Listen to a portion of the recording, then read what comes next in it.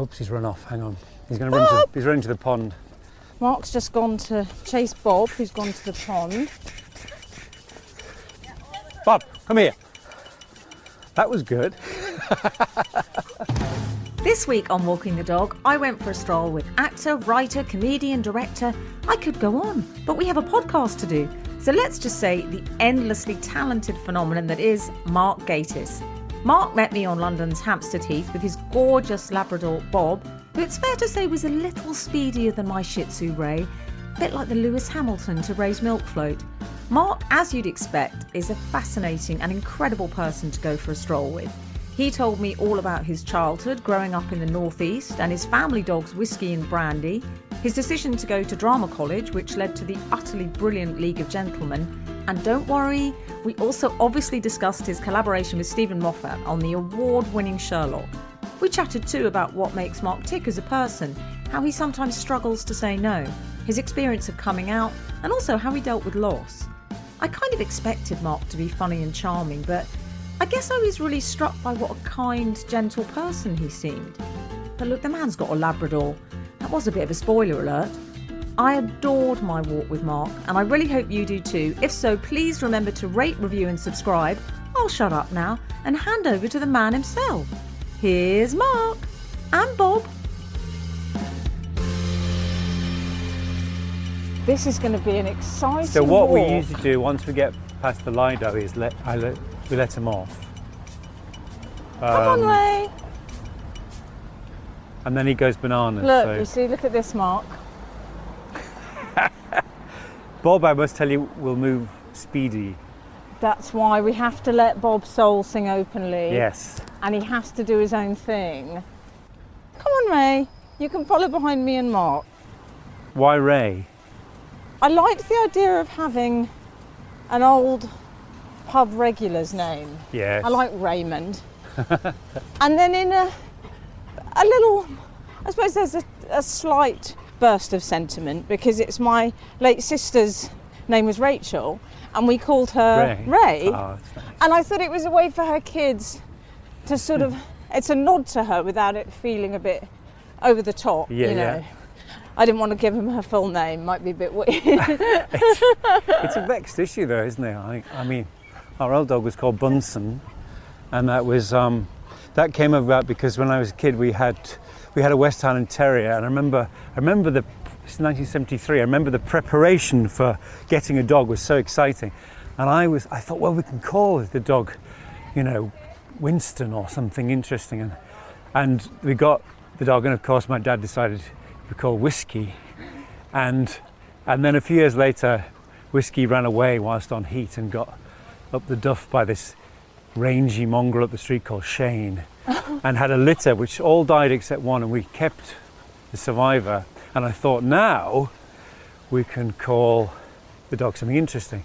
The dog was therefore called Brandy, and so we had Whiskey and Brandy for a while. So I always said that when I had a dog of my own, I'd give it an interesting name, like Bunsen. And so that's what happened. But when we got Bob, we went through the whole process, the naming process again and it was my partner Ian's turn really. But we went through all kinds of things. We thought about Plum Bob. And then I thought, what are we doing? And then weirdly, as soon as he arrived, he was just obviously Bob. He's just a Bob. I have some questions for you, Bob, but I've just realised, Mark, because I'm going to let him off now. Possibly the world's greatest storyteller. You've already told me this wonderful story about dogs and your history of them, and I haven't even introduced you. Oh yeah. So we can re-edit this. This is Walking the Dog. Normally at this point, I would list the person's profession, all the things they did, the things that had made them celebrated and well known, but we don't have 2.5 hours to do that. I'm with the very wonderful Mark Gatiss. I say Gatiss, that's right, isn't it? That's right. Do some people say Gatiss? Yes. Those who are dead to me. That was very good, because I was, what I usually have to do at this point is we have to go back and do it again. So that's gone very well. It's a good start, Mark, isn't it? Good start. You know, the strange thing is I find is when people get a bit funny about it, as if you're sort of saying, you know, people make it's something like, you know, they've accidentally put milk in your tea and you go, all right. It's like, it's my fucking name. Therefore I would like it to be correct. I don't think it's too much to ask. My dad's always been very hot on it. Strange thing happened. My Uncle George emigrated to Australia in the 50s. And he didn't come back, they lost touch, and he didn't come back until 1980. And then it turned out that in order to avoid endlessly correcting, he had allowed himself and his family to be called Gatiss. And so my cousins out there in Australia are actually called Gatiss. And my dad was incensed at this crime against history. Bob! Where's he gone? Bob! Bob seems ever Bob. so good-natured, Mark. He's adorable. There he is. He's a Labrador and therefore entirely made of good nature And he's a golden... silliness. Is it called a golden Labrador or yellow Labrador? He's actually technically fox red. His mother was much redder. We should say that noise is we bring someone along for the sound effects. He's sort of an out-of-work It's actor. Percy Edwards. You remember Percy Edwards used to do it in the old days. I was watching... on the radio plays or something. I was watching something from the 70s the day on YouTube. There was this amazingly nostalgic moment where there was obviously supposed to be a cat or something outside the room, and I thought, that's Percy Edwards, because it used to be such a distinctive sound of him doing animals, and we all, as children, we all knew it wasn't real. And he was like a famous, what would you call him, like voiceover sound effects? Animal impersonator. Yeah, animal impersonator, yeah. Those were the days. There was also that marvellous thing, which is now totally gone, where they used to get ladies to do the voices of children. Do you remember? It went on in the Archers until about 2003. Yeah. It used to give me the creeps so much. Oh, Mummy, I don't think I want to go to school today. It was so disturbing. Oh, look at this, he's met a nice collie. This feels like the 70s, a Labrador and a collie. Yeah. I hope it's called Lady. They used to be, didn't they? Not anymore. They were always called Lady. What were the boy dogs called? Shane. Yeah, Shane. Genuinely Rex. I want to go back, because I've met the wonderful Bob. I want to go back to the Gatiss, not Gattis, Yeah. childhood, which was in the northeast. Is Yes. it Tony Blair's constituency on Yes, there? it was. It was one of the strangest... Sedgefield, is it? Sedgefield, yes. I was born in a maternity hospital called Hardwick Hall, which is now it's a stately home, converted and now back into a hotel. It's quite a swanky place to have been born, although it wasn't at the time. I've only been back once, and they'd just done it up, landscaped everything, and I went up to the reception and say, I was born here, can I have a wee? And they let me, so that was good. But Sedgefield, I was born there, and then we moved to a place called Trimden. My dad was a colliery engineer, and then we moved. He changed jobs and became a chief engineer in a mental hospital, and we moved to this place called School Aycliffe, which is where my dad still is. Oh, okay. Is Ray particularly interested in other dogs or not? Because Bob has a strange... Bob. He's really much more interested in the ball.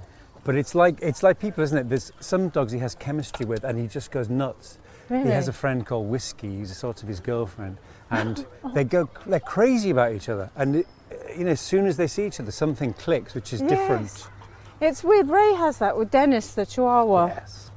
So your dad was he was from a family of miners, yeah? Yes. My dad and my uncle Harry were the first not to actually go down the pit. I mean, they did. They went.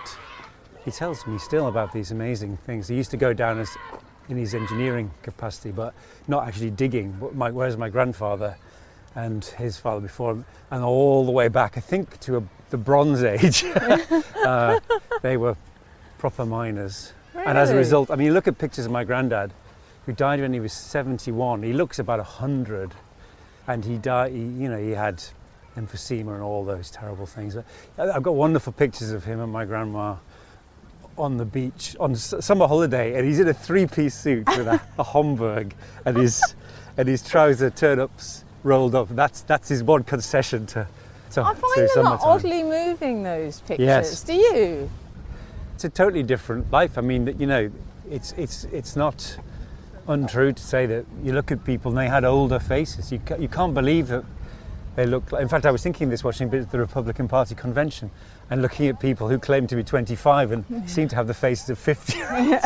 That sometimes experience or evil, in that case, can actually age you.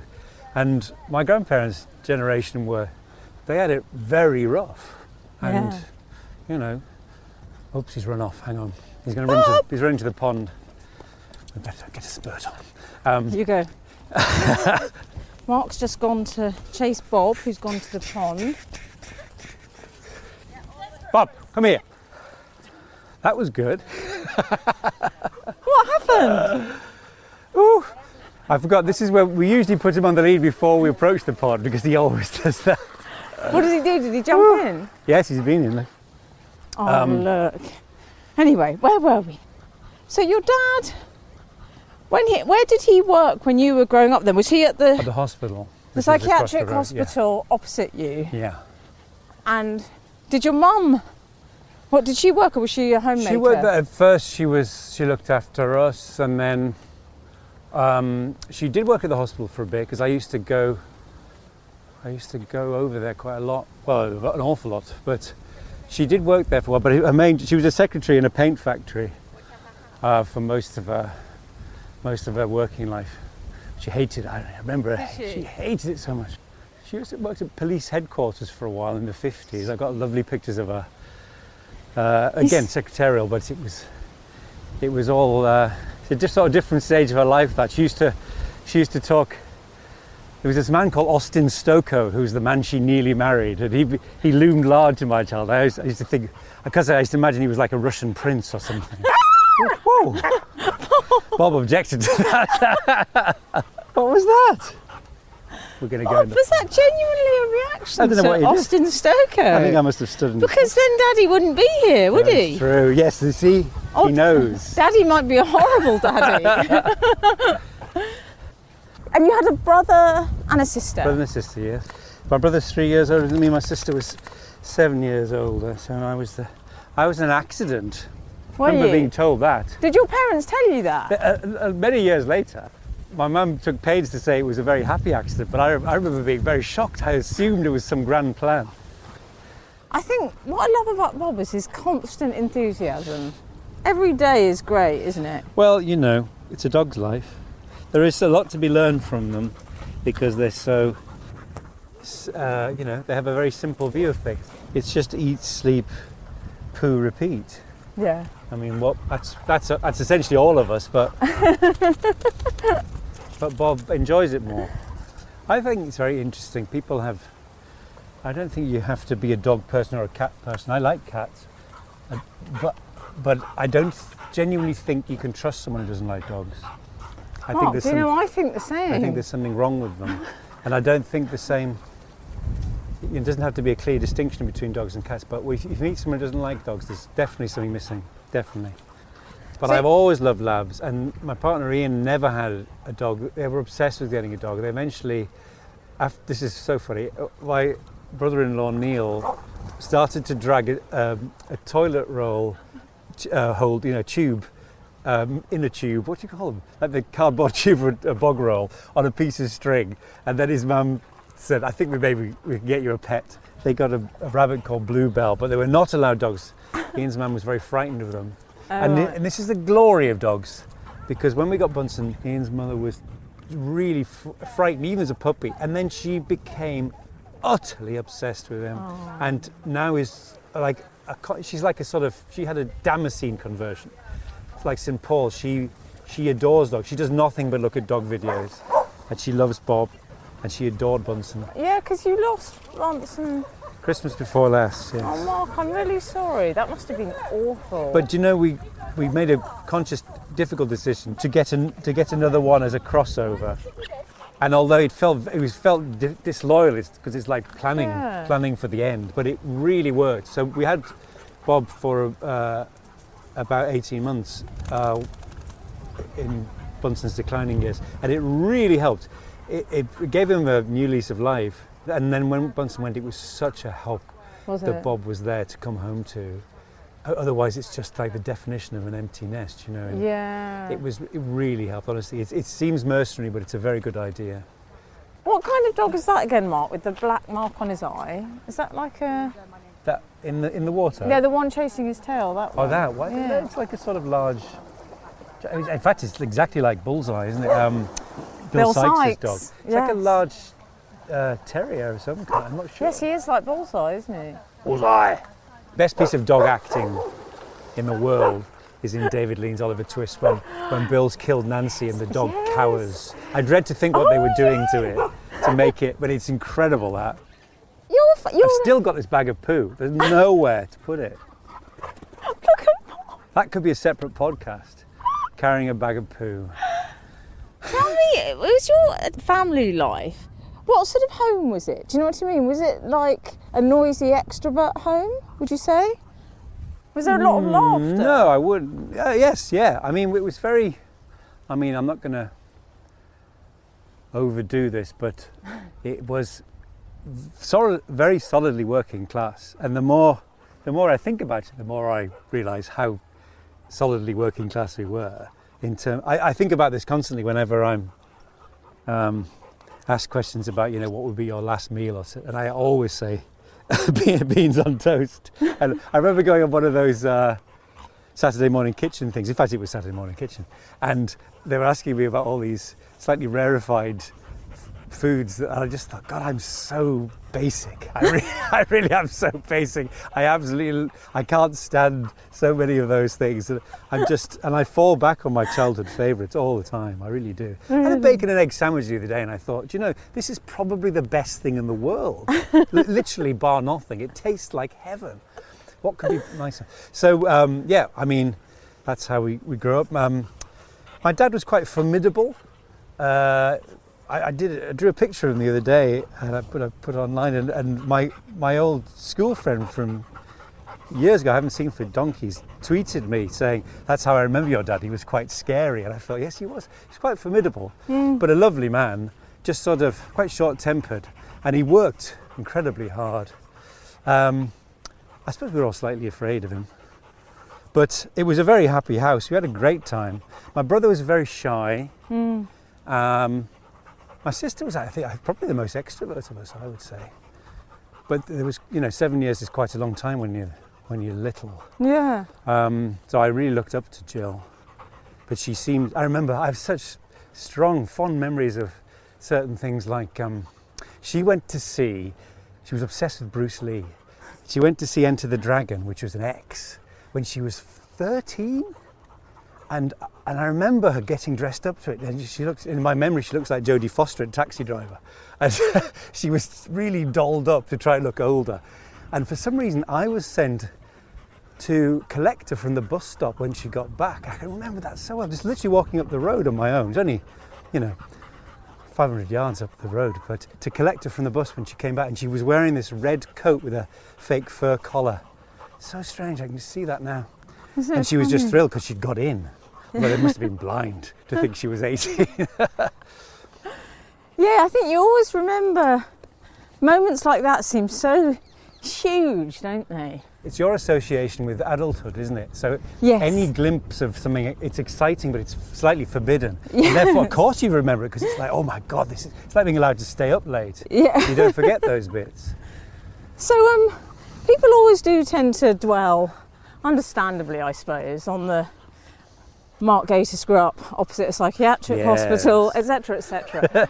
But what I'm interested in is you being an observer, which I imagine you were and are, and that's been a big thing about your life. Have you always had that sort of, I guess it's a Sherlockian trait in a way, is that you go in and don't just see the woman on the bench, you see the shoes and you notice the details and the bag of poo. Yeah, but you pick up nuance. Have you always been quite sort of empathetic and sensory, I suppose? I guess. I mean, I used to, my party piece as a kid was doing impressions, and so I was very used to copying people's voices and mannerisms and stuff like that. But also because I read Sherlock Holmes from a very early age, I was obsessed with that idea of being able to do it, like all people are, I think, when they first read it. I remember going in the school bus and thinking, what can I deduce about these people? And it never seemed to work as easily as it could in Doyle.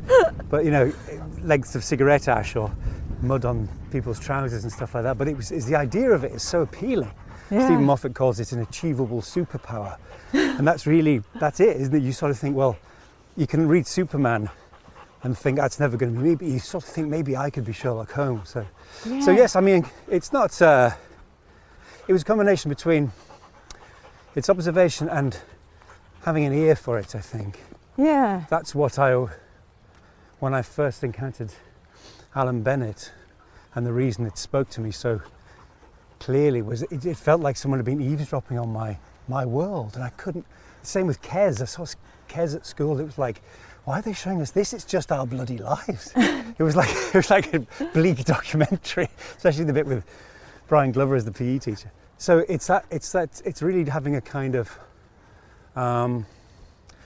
sort of empathy for and an ear for dialogue and for characteristics, I suppose. And well, let's sit on that bench, Mark.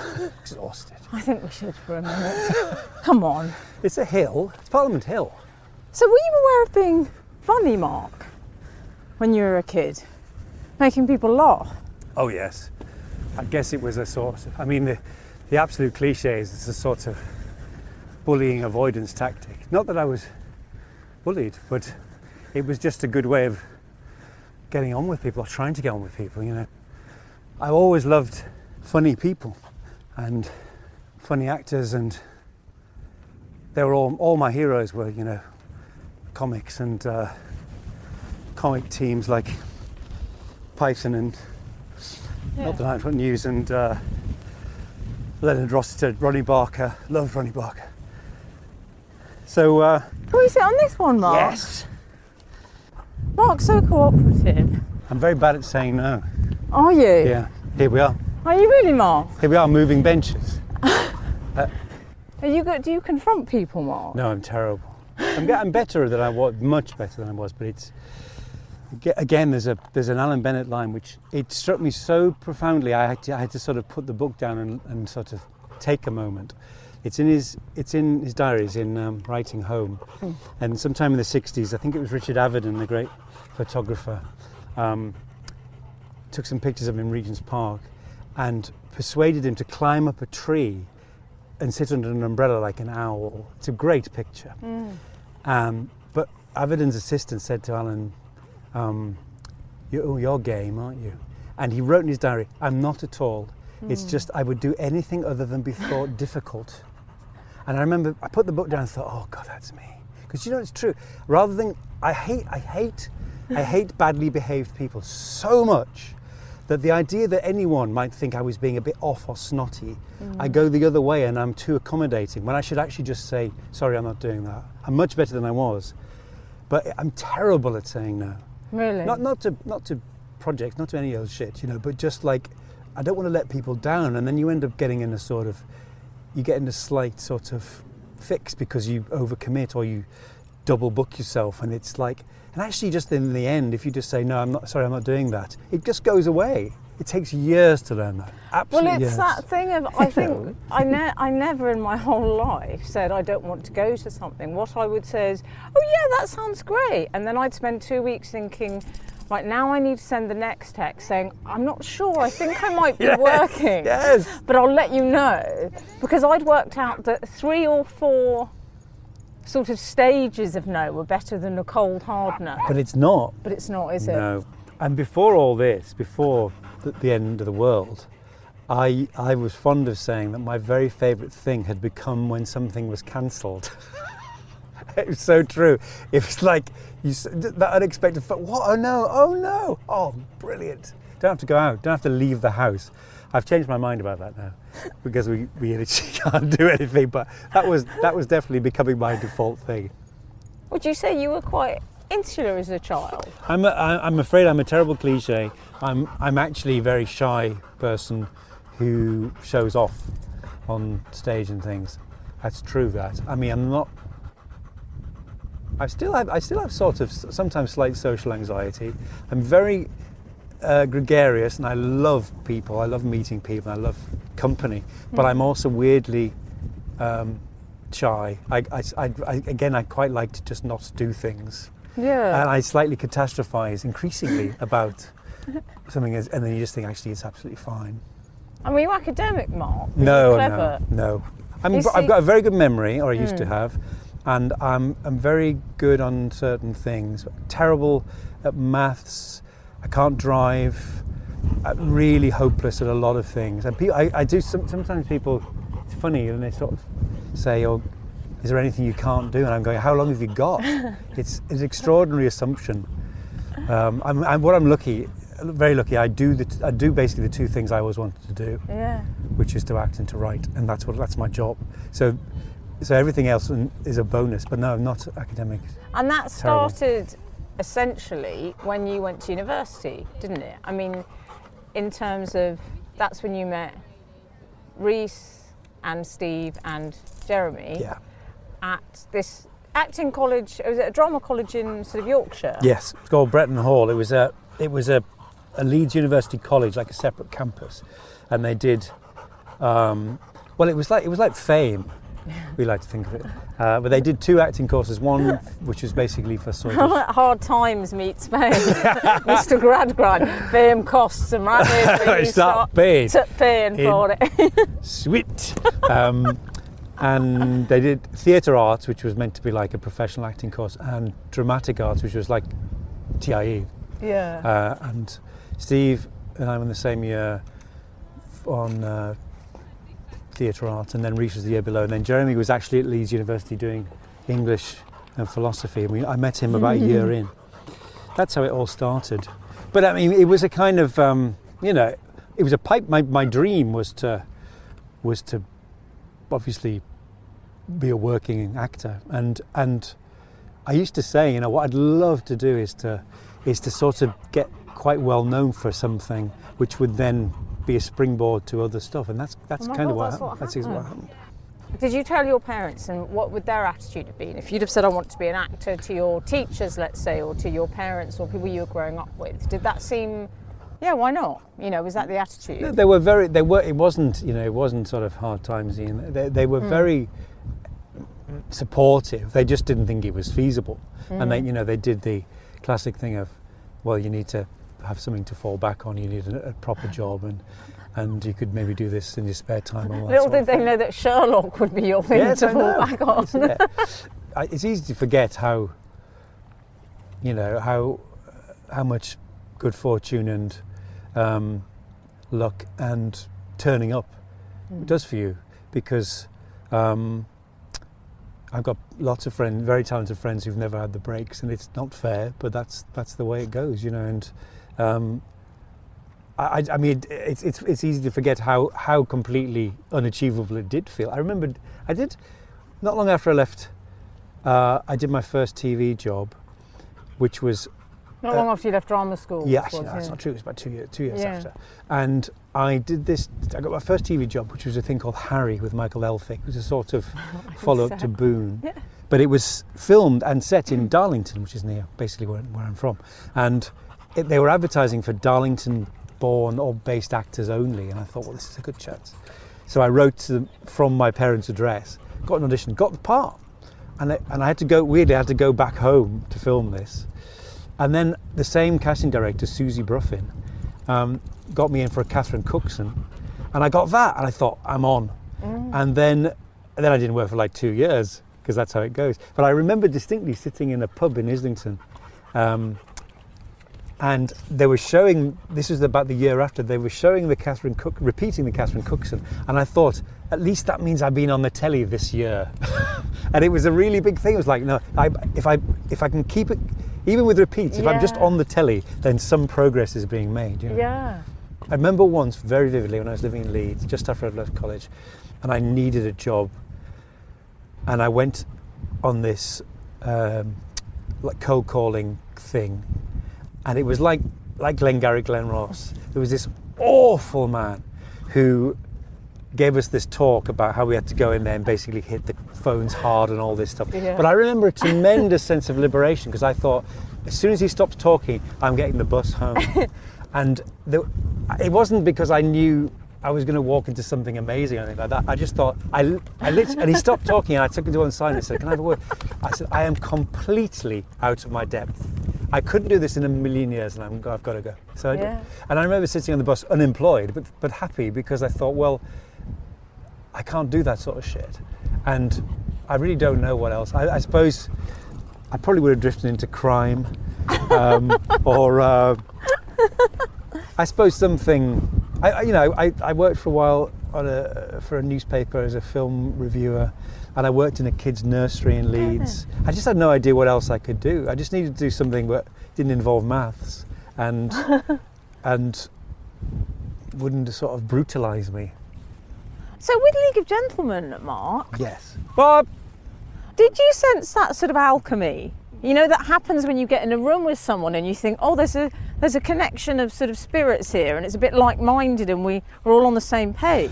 Oh yes, but then everyone thinks that about every band they join. Think this is good, isn't it? I mean, I really did think we had something, but then that was no guarantee it was going to happen or work at all. And we really put a lot of effort into doing those first live shows to try and prove it. And then when you get that first, I think back to some of those sort of. It was a very heady time, of course it is. You always think about that, but we had a great laugh, but also we did work very hard. And when we got the first bites of like radio producers or something coming in, it was a guy called Humphrey Barclay, who was a legendary figure. He came to see our show at the Canal Cafe Theatre, and he was very encouraging. But then at the same time, he said, obviously you need at least 2 girls. The sketches are too long, they're too dark, and it's easy in retrospect to think, well, of course, how could they not know? This is the thing that made it particular is not those things. But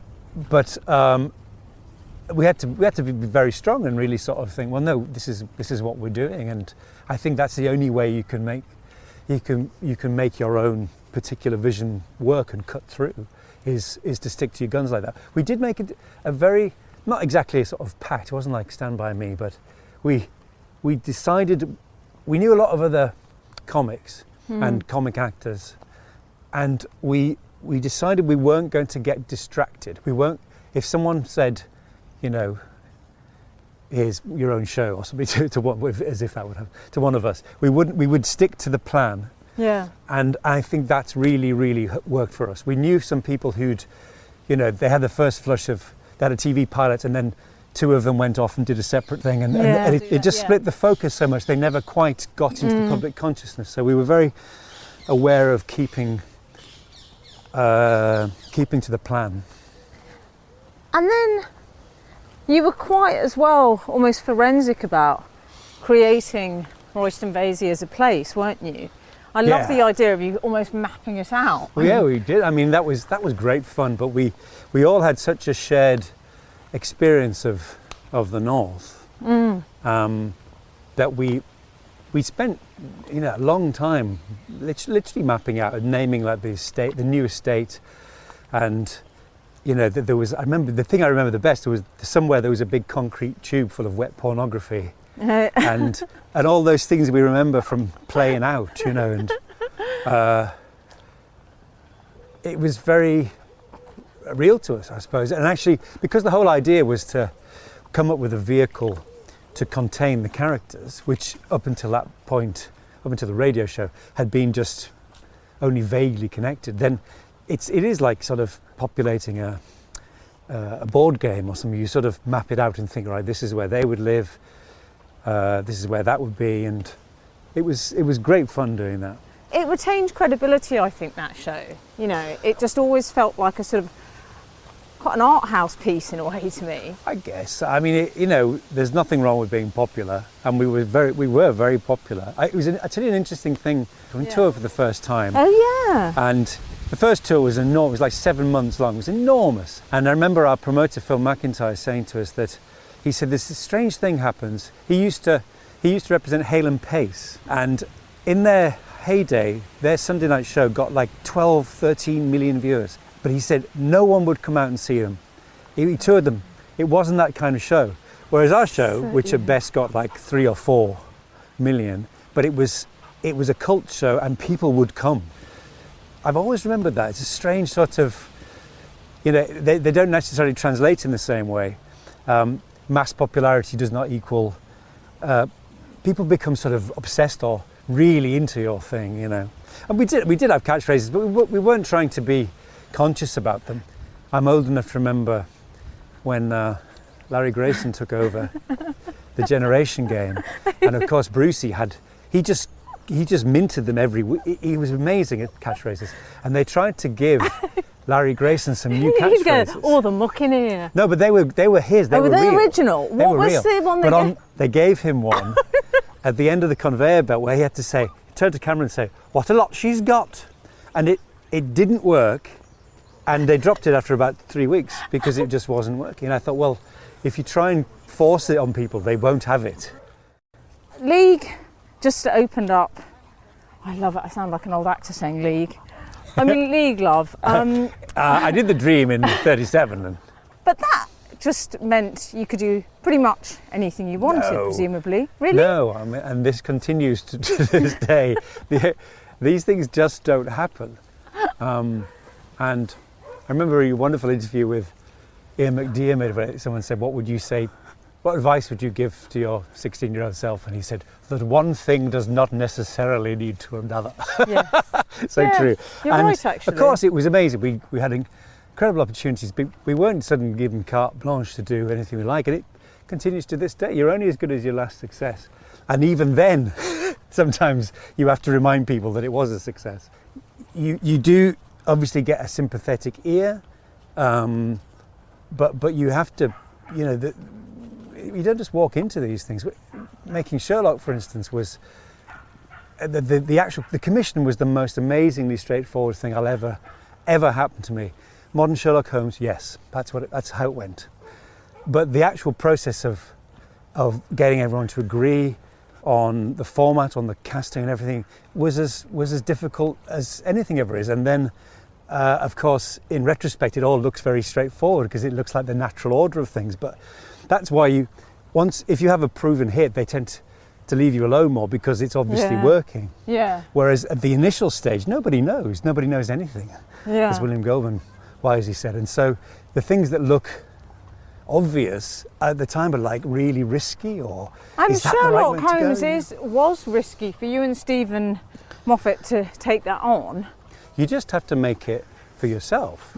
If you start focus grouping things or second guessing, then you've not done. You've lost, haven't you? So you have to. We thought the show was very good, but we had no idea it was going to become this international phenomenon. And one of the frustrating things was a valuable lesson in how these things work. So we made what was essentially a pilot, although it wasn't meant to be a pilot. We got the last bit of money for the year because the whole thing happened quite late. Yeah. To make what was planned to be the first hour-long episode of a 6-hour series, and that became the pilot. And then the BBC agreed to a series if we did them as 90-minute episodes, because Wallander, which they'd just done, had been a big success in that slot. So we said yes. But as a result, the press decided that the pilot had been a disaster. And it was, eventually I insisted that we put it on the DVD because I wanted people to see that it was very good, but we just remade it because we had to change the format and the director wasn't available, so we got someone else and all these. But I mean, it's a lesson in how the press can instantaneously distort something, and you have no right of reply pre-Twitter. You have nothing. Yeah. It just becomes the narrative, and because it's obviously a juicy story. Yeah. It's like this fucking thing with Rule Britannia now. The way that has become, Yes. you know, Johnson slides out of his hole to have an opinion about that, but not about A-levels or 45,000 dead. But he can have a fucking opinion on Rule Britannia, which they can't see because there aren't any people in the hall, and people believe it. That's the horrific thing. It's deadly. It really is deadly. The extent, I think, to which this country has become, and is increasingly going to become, a kind of a sort of Disneyland version of itself. That Yeah. is just boiled down to red buses and bobbies on the beat and Downton kind of cliches of The what market- we are and what we used to be. You know, it's awful. I suppose It's Rebecca Front, everybody, ladies and gentlemen. It's Rebecca Front. We're doing a podcast. This is like a celeb meeting. Rebecca, Hello. hi. We Hello. can't shake hands. Rebecca, I'm going to make You're you come on next. now. Look, you're next. You can just carry on. This is We'll Bob. hand over the relay. Look at Bob. This is Raymond. I'm afraid he's too wimpy to walk. You're going to have a little walk now, Ray. He's shamed himself. Very lazy. I mean, they both are. They're all one. No, but Bob's a proper dog. How are you? Yeah, very good. How are you? Surviving. Mad, isn't it? It's Yes. all been a bit bonkers, Yeah. but you don't need to hear about this. Take care. See, I'll drop you a line. I'll be listening. Bye. I have listened. It's a great idea. Oh, Rebecca, nice to see you. Bye. There you are. Next one. Easy. Lined up. Well done. That Mark. could like a relay. It could be like a relay in future, couldn't it? She's ever so nice, isn't she? She's I a really wonderful like woman. her. So, with Sherlock, yeah, people often focus on the fact that how you and Stephen have presented him, I suppose, which I personally love, is just that he's sort of other in a good way, in a way that I think is celebrated, that he's sort of not neurotypical. And I know this sounds weird, but I was diagnosed with ADHD when I was older. And I remember I'd watched Sherlock before, and I'm sure loads of people felt this. I remember thinking, oh, I do that. I'm sure everyone felt that watching it. I go and shake hands with someone, I get distracted, and then I hyper-focus and I miss appointments because I'm thinking about the shoes someone's got. And I thought, oh, well, okay, this is quite cool to be like this. I suppose that wasn't your idea to set out to No, make... because you're not. I mean, the thing is, it's all in Conan Doyle. It's like Yeah. you can diagnose in whatever way you want, I think. But the point is, clearly, Doyle, who was a practicing GP, an ophthalmic expert, but actually, you know, a very, very clever man, he knew people, perhaps it was even in himself, who suffered from some kind of mania. That's what Holmes does. Yeah. And you know, my favourite bits as a child were when Sherlock would just sit on the sofa for 3 days in his dressing gown and not move, not eat. And it's clearly based on it's a real Totally, condition. yeah. It's not specifically anything. I think it's just, he's all brain, that's what he says. His body's just basically an engine. It's just an appendage to his brain. All he cares about is thinking and problems. And so within that, you know, there's a spectrum of different conditions that covers, doesn't it? And but especially I think the highs and lows, the sorts of Yeah. bipolar aspect of it. That's Yeah. really familiar. And it's all on the page. It's not, so we didn't have to set out sort of saying, oh, we're going to make this Sherlock Holmes bipolar or Give him a condition, give him yeah. a condition in that way, because it's too limiting actually as well. Obviously, you know, Yeah. he's a genius. He's particular, and therefore that's what makes him special. But actually, I mean, and without having to make it into a cause, the idea that then that could be something you could celebrate is rather lovely. And also, you think about, at last, a bin.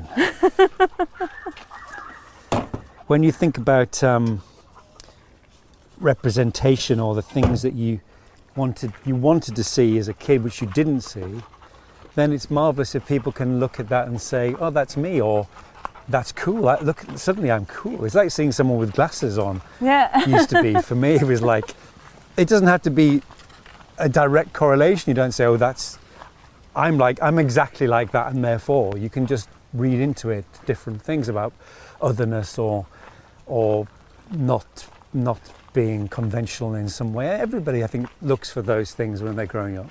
Did you feel, as a gay man, did you feel that growing up? Did you feel different? Yes, but this is a really interesting thing, this, because I sought out any kind of representation on the telly. I mean, I've got photographic memories of certain plays for today, which had a vaguely gay theme, because I would just it was just like, it's like someone just suddenly opening a little secret door into something and then slamming it shut. I remember some of those things so well. But then weirdly, equally, I didn't feel antipathy towards Larry Grayson or John Inman or Dick Emery Right. for taking the piss out of it. It was. But then, you know, that's obviously because it wasn't used as a bullying tool, which it might have been for some. But it's interesting. I was talking to Simon Callow a few months ago because I watched this really good documentary about Larry Grayson, and Simon was he was in Gay Sweatshop and those early gay theatre groups, and I was saying how brilliant Larry Grayson was. He's an incredibly funny man, and Simon said, you see, the thing is, I can only think of him as the enemy, and I was very struck by that you know, generationally, it can mean something. What they were trying to do was absolutely fight that thing. And actually, interestingly, it sort of, in a way, still goes on, because you might think that having Craig Revel Horwood and Bruno Toglioni on Strictly mainstream Saturday night is in some ways this wonderful advance, because there's two very openly gay men on mainstream telly. But I was saying this to a friend a few years ago, and he said, but don't you think they're kind of like, in the same sort of Inman Grayson way, they become like pet gays? And I thought, you know, there is something to be said for that. That it's a sort of, there's something sort of tamed and neutered about them. Yeah, it's the camp friend in the Disney film. Yeah. You know, who doesn't have a sex life. Yes. You know, you must never allude to the sex life. And did you come out to your parents, Mark? Did you just tell them? Was that easy to do? It happened, I was about 20, I think. It was a lot later than I planned, but you know, you never want to actually do it. You sit there and sort of mouthing it, thinking, I could do it now. And then it was one night I was home from college, I think, and my mum just suddenly after tea said, you've got a lot of friends who are girls. You don't seem to be interested. Are you not interested in girls? And it was like, that was it. And so we had a big talk, and then my dad was in the front row, and she said, I said, better go and tell your daddy. She said, no, it'll kill him. So I didn't.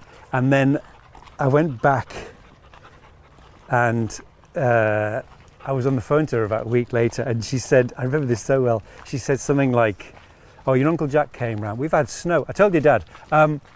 She just dropped it in. So I was denied my moment, but of course was hugely relieved. But then in a funny way, I then had to sort of do it all again, because it had been mentioned and then shut in a drawer. And I thought, well, that's not really coming out then, is it? If it's just sort of mentioned once and then we never talk about it. My sister came out in hives. She had, Did she? Not because she was just shocked, and she had a physical reaction to it. It was extraordinary. My brother had always known, and but it was fine. And actually, I don't have much patience with people who say that coming out isn't the thing it used to be, because everyone's experience is different, and you know, you might think that everyone in an age of social media has incredibly supportive friends and family, and it's not the case. You know, there are still plenty of people who are chucked out or never spoken to again. Particularly, I think increasingly what you're aware of is from people from a different culture or a religious background whose parents simply find it unacceptable. That was something that didn't impinge in our consciousness in the same way before. Yeah. So it's still very much not a straightforward process. So Mark, you're a writer, you're a creator, you're an actor, you're everything, and you often get called Renaissance man because and I know sometimes I've seen you react to that and go, well, I don't know how I feel about that. I would say so is Cesare Borgia. That's what I aspire to be. It's sometimes a lack of focus, but I'm just very interested in lots of things, and I find it one of the great joys of my career, I can say that now, has been the wonderful opportunities I've been offered. And then someone says, BBC Bristol say, do you want to do a 3-part landmark series about the history of horror films? I'm going to go, yes, I would. And things like that have just been wonderful. And actually what I've done increasingly, I've done 2 documentaries about artists, John Minton and Aubrey Beardsley, and that again has been fabulous. I mean, they're passion projects, and actually to talk about stuff like that is such a privilege. It's just so interesting, and I love it. You meet amazing people, sometimes go to amazing places, and it's kind of got something. I think it's got meat, it's got heart to it, and it's about something. It's not just, going abroad for the sake of it or anything like that. To your 16-year-old boyhood self, with Doctor Who and I suppose with Sherlock, that's a lovely gift you gave that boy. My 8-year-old self, I would say. 8. I mean, 8's the prime age, but absolutely. No, I mean, I never in my wildest dreams thought I'd actually get to write for Doctor Who, because it came off the air. I thought that was it, and Sherlock Holmes similarly is a boyhood passion. You just, who knows, these things are going to happen. So yeah, it is. I mean, that's what I've said this a lot. If I really could go back in time and show my 8-year-old self this, it would blow his head. It's just amazing. And I think the thing that excites me, though, and which wouldn't have excited me then, I think, because children are inherently more conservative, is the idea of contributing to these things in a sort of ongoing way. That it's not just about bringing back your old favourites, it's about trying to push the envelope so you're constantly doing new stuff. Because, and I say this all the time, as a desperately nostalgic child, even when I was too young to be, the thing is you can't create nostalgia without creating new things. And I do get very impatient sometimes with people who and this is back to where we are with the state of this country, there never was a golden age in any respect. There were some things were good, some things were bad. It's always the same way. But you can't get back to that happy feeling, that happy place, just by slavishly repeating things. If you don't push forward, you're dead. Barry Cryer, one of the greatest comic minds this country has ever produced, one of the things I absolutely love about Barry is that he never looks back. He wrote gags for Frankie Howard, he's worked with all the giants, but he's constantly fascinated by anything new. And it keeps him young, and it keeps the whole idea young, So I think what we did with Sherlock was trying to restore it to its factory settings, as it were, by taking away the thing that was getting in the way. And getting back to this idea of it basically being a sort of odd couple flat share. And people responded to it because they saw it new. And in fact, one of the great joys was people going, "Oh my God, I didn't realise that was from the stories." And you go, "Yeah, it's all there. No one's told this story for a long time, Mark, tell me how you met your husband Ian. 20 years now. What, really? We met in a bank heist. He was the driver. I was the sort of, front man. We met online. You were an early adopter, Mark. Very well early done. adopter, yes. Before it was basically what everyone does now. Very strange thing. We didn't tell our families for donkeys because it was still very much infra-dig. Of course, now it's literally what everybody does because of obviously it's the only sensible thing to do.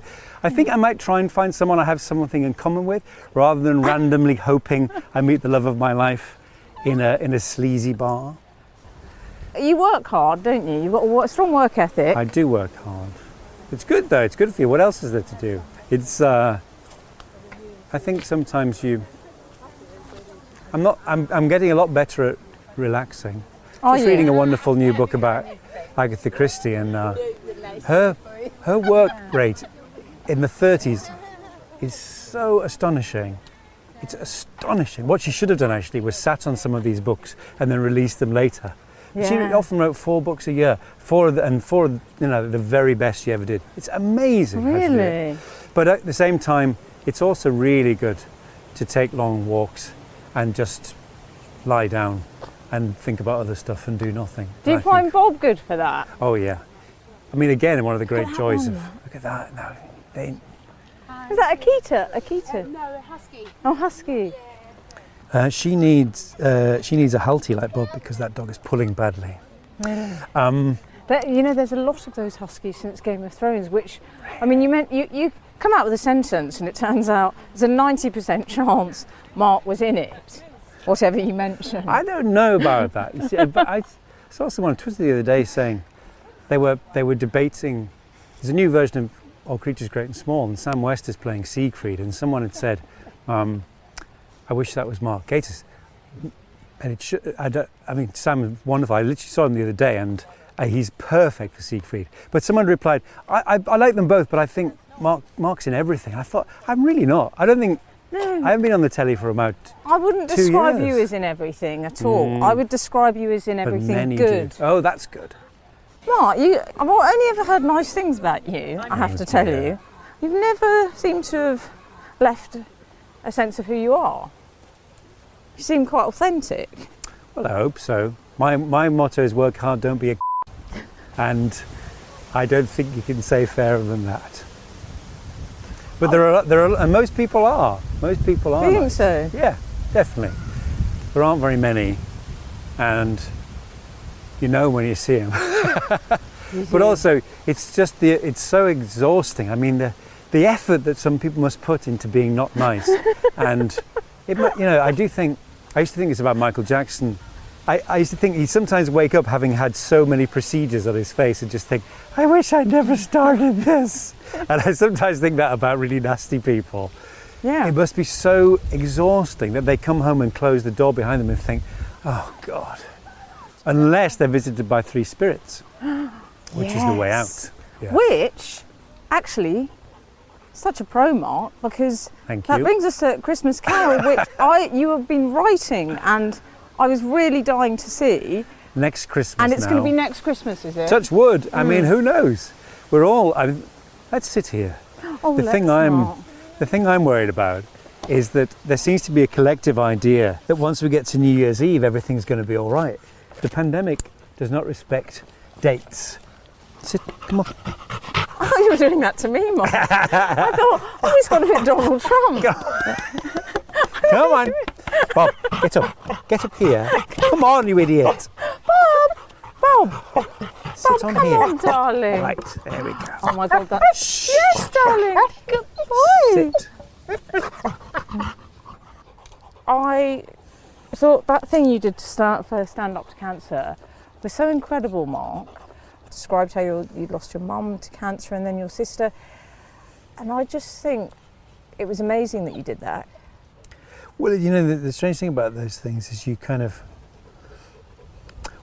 you want to do something, and there's nothing much you can do apart from contribute and donate. So talking about it was a way of doing that, I guess. And then I suppose the surprise is, and if you found this, but you sort of end up just spilling your guts. I mean, I don't know quite what I thought I'd say, but I just said it all, and it was very cathartic. It was. I mean, I suppose that's the thing that you live with, isn't it? And I do think about this, the way that you end up coping, but the danger is you stop talking about them. Yeah. And it's really good. It was very cathartic, and I enjoyed coming out of it the other end. Yes, I felt much better. good. Because the danger is and this goes back to what my dad's sort of attitude is much more about compartmentalizing things and shutting them away, and it's Was not it? good for you. You know, you need to talk about it. Obviously not all the time, because you can't live in the past, you can't be internally maudlin, but No. it's really important. It's like looking at pictures or watching films or something that you just actually do mention them, Yeah. rather than just as a sort of casual glance at a picture every now and then. Amazingly, here is Ian. Bob went straight to Ian. Hello. Hello. Do you want to take him and we'll finish off? Bob's going off with Ian now. What does that mean for Bob, Ian? Does that mean he's going to get treats? No, because I don't I've got them. have any on me. Is Ian a good cop or bad cop? Out of you two, who's strict dad and who's... No, we're not strict. Well, yeah, it's kind of equal, isn't it? I think. Yeah. He's kind of equal with his affections. When we're doing yoga in the morning, I don't know if Mark said this, but he'll kind of come and lie on each of us in turn. He doesn't have a favourite. That's just because he wants to be fed. We've started this in lockdown, yoga with Adrian, because it was important to give some structure to the tiny nebulous days. Yeah. But we're keeping it up, it's good for you. Come on then. So nice to meet you. Bye, Bob. Go on. To go back to what you were saying earlier, I totally agree with you, and I find exactly like you, just now it gets easier because it's been a while for me. I don't know how long it's been for you, but I lost my sister, I guess it was 2012, so it was about 8 years ago. 10 years. 10 years. Yeah. And you feel, yours was 10 years, you're saying, yeah. So similar. And there are ways people describe it, aren't they? Like people say you dance again, but you've got a slight limp and all this kind of stuff. And I like to think, I remember her and I remember my mum, but I remember the funny bits more now. You find, this actually wasn't long after my mum had died, but one of the things we loved watching when I was a kid was Lily, the Lily Langtry story with Francesca Annis. And it came out on DVD and I was in the shop and I just thought, I must get that from... I remember stopping myself and thinking, oh my God, it was just such a natural thing to think, you know. Yeah. And it still happens, you just trip yourself up, don't you? But then it's increasingly in a sort of warm way, you kind of... But I think it's very important to not just steamroller on and think that's over, that's gone, because you're just then denying their existence, and also you want to allow yourself a good cry sometimes, or not even that, or a good laugh, you know, just to... I've said this before, but the week when my mum was dying, it was one of the closest times we've ever had as a family. We sat around the bed swapping stories, and we'd take it in turns to make sandwiches and cups of tea, and it was great fun. And we just sort of laughed over her, you know, and talked to her. And it was really important. And when she went, it was a real wrench about that as well. There was like a moment that just went. And I think that's pretty good for people. But as you said, it's a club that everyone eventually joins. And if people don't understand it, it's because they haven't had the misfortune to join it yet. But they'll go through it because everybody does. And again, everyone treats reaction in a different way, I suppose. You find yourself missing odd little things, or you have some very strong pang of memory or some fuzzy little thing that joins the dots, and you go, oh gosh, remember that? And I was visiting my dad recently, and you know, he's got early stage dementia, and he's fine, but it's much easier to talk to him about the past, and with some of which he remembers in extraordinary clarity, and it's really rather nice, because you're not trying to piece something together, you're actually talking about very specific memories, and it's amazingly helpful to talk about childhood holidays, and which suddenly spring into life like that, you know, because there's particular things which anchor you, I guess. Is your dad conscious, do you think, of the losses?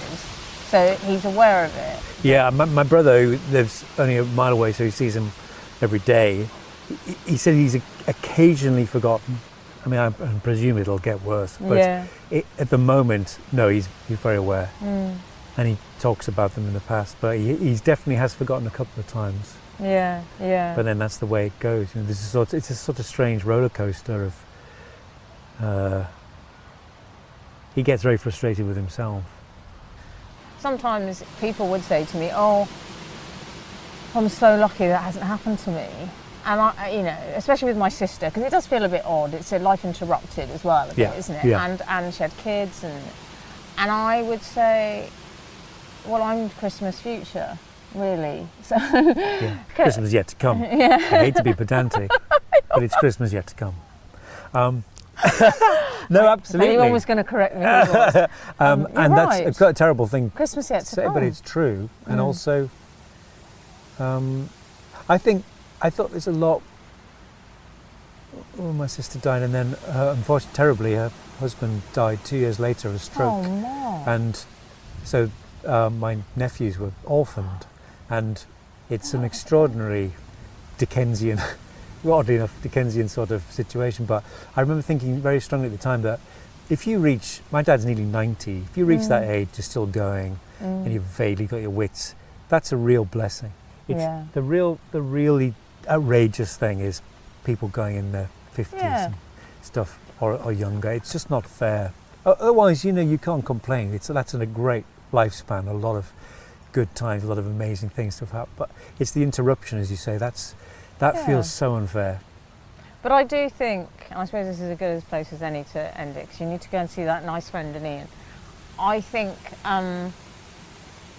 the stuff that you've done throughout your career, whether you're acting or writing or creating, I love the fact that you explore that side of humanity and life. Sometimes it is dark, and life is dark, and I believe in order to appreciate the light you have to have that as well. I don't think you can have one without the other, personally. I agree.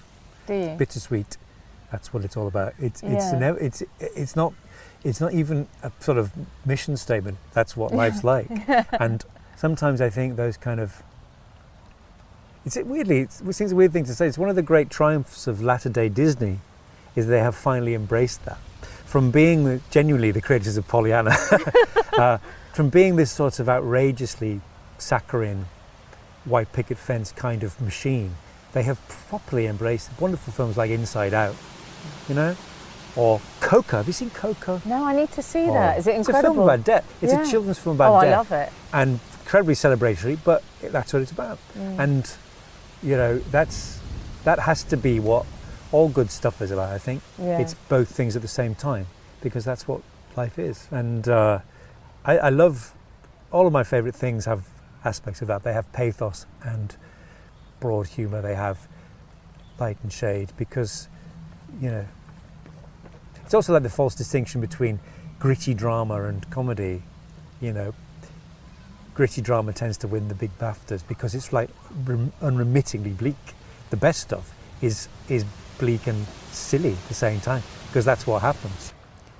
Mark, you said at the beginning or at some point during our chat that you found it hard to say no, and I can see that, and I don't want to be responsible for you being nice and sitting here when you've got your lovely husband and your nice friend, and they need you now because I've had my time with you.